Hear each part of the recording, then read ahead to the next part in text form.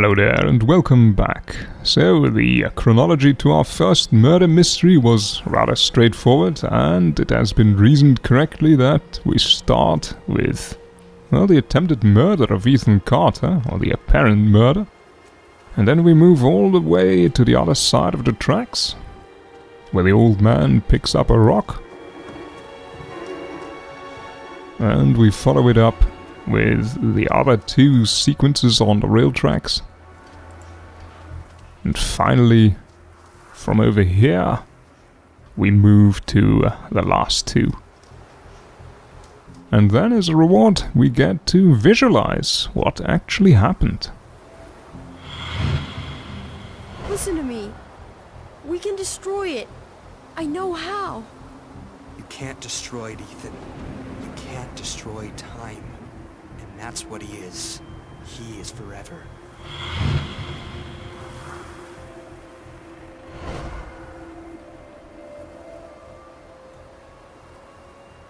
Gail, honey, I wish there was another way. Travis, tell me where Ethan is. Now. I'm giving the sleeper what he wants. What all of us want. Look, old man, you need to go home.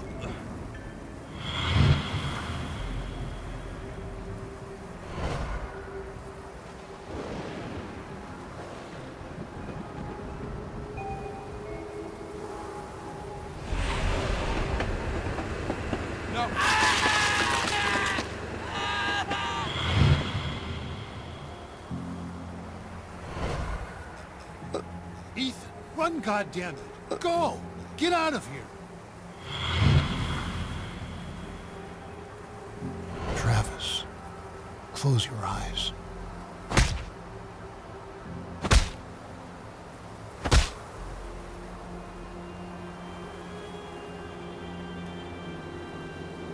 That was rather graphic and painful, and it also introduces us to the names of some of our characters. There was of course Ethan Carter as well as Ed, probably the Edwin Carter from the news article, whose fault it was that a house burned down because he fell asleep with a lit cigarette, which also led to the death of his wife Gail. And then there was Travis, who appeared to be trying to kill Ethan at the best of something called the Sleeper, who is forever? Time? Well, that remains to be seen. Grandpa? Stay away! Ethan, I'm sick too. I can feel the sleeper in my head. Then fight it! I have to destroy the room! Corvus, I'm sorry. Ethan, Oh no! I can't let you do that.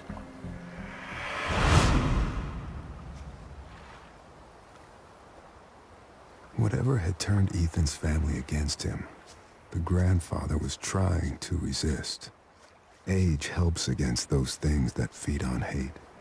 Not because of wisdom or experience, because the old are tired. Their hate is less useful. And we also got another name, Corvus. Is that the same as the Sleeper? And then there is the concept of the room, which apparently needs to be destroyed. Well, for now, let's head off the beaten track, or the railroad tracks, and into the bush for a second, because there is one thing I want to... there it is already. One thing I wanted to find. A strange pillar, which we can touch. Well, red obviously means that I'm doing something wrong. So that appears to be the right thing.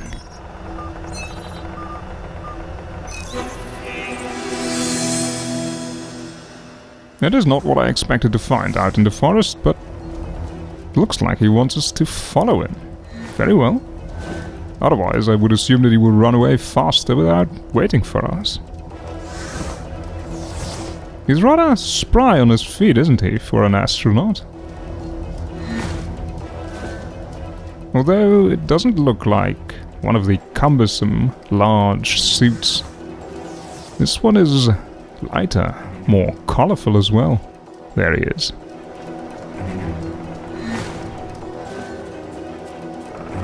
It doesn't feel like I'm catching up to him, but I guess there's a place that we need to go to.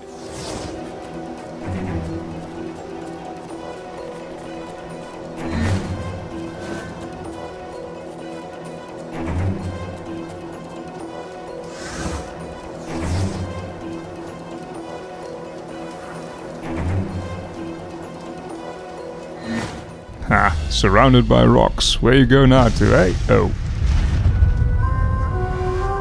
Okay.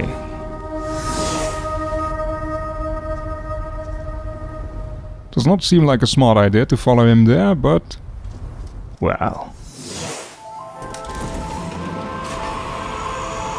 oh, no astronaut here, but... we... apparently we are the astronaut now. That went rather quickly, didn't it? Breaking through the atmosphere? No, wait. This is something else. This is more than just atmosphere, this is a wormhole?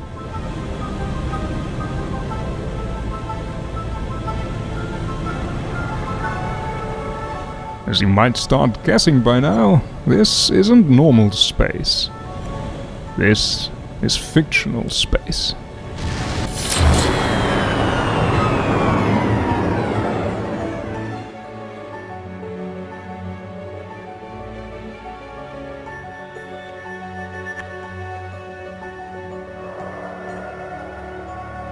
Rather nicely done. And of course, for our efforts, we are rewarded with another story.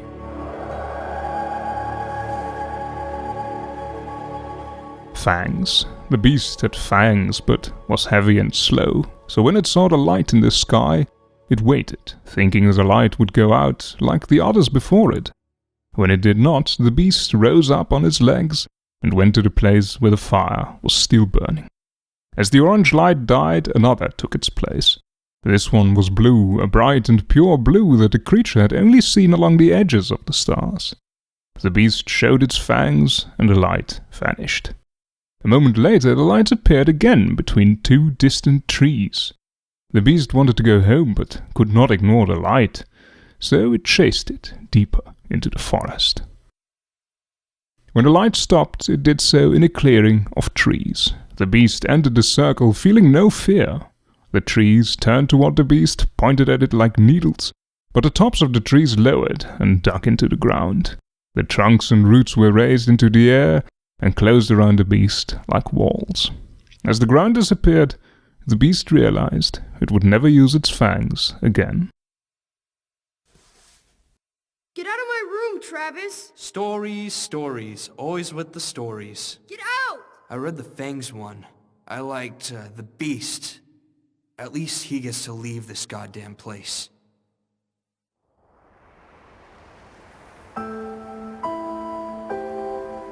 And with that, we return from fiction into the world, where apparently we entered a space rocket made out of wood.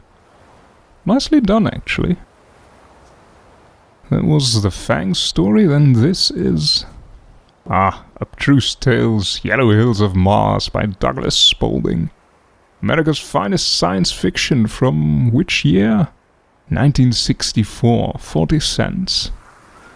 And if we view the text as Travis's defacement, Gaylord.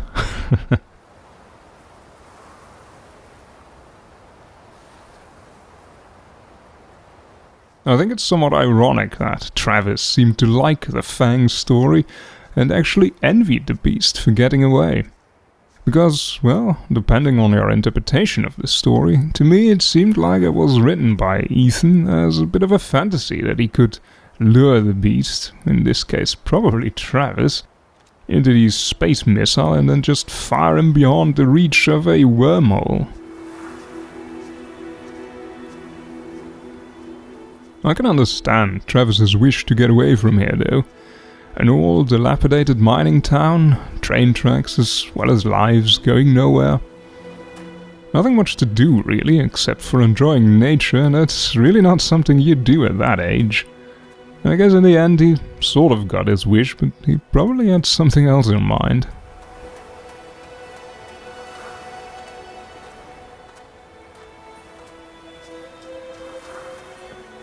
No trains have been through here for a long time.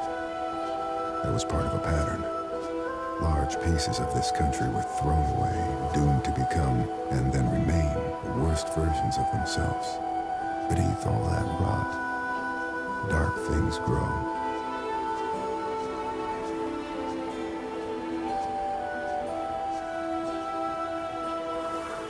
Paul Prospero is a bit of a gloomy fellow, I must say.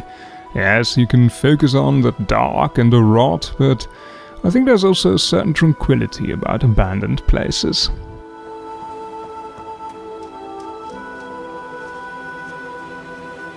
This, of course, is the dam, which we've already seen from a distance, which means over there was the railway bridge where we came from. I really like that you can see so much from the world without any kind of loading screens.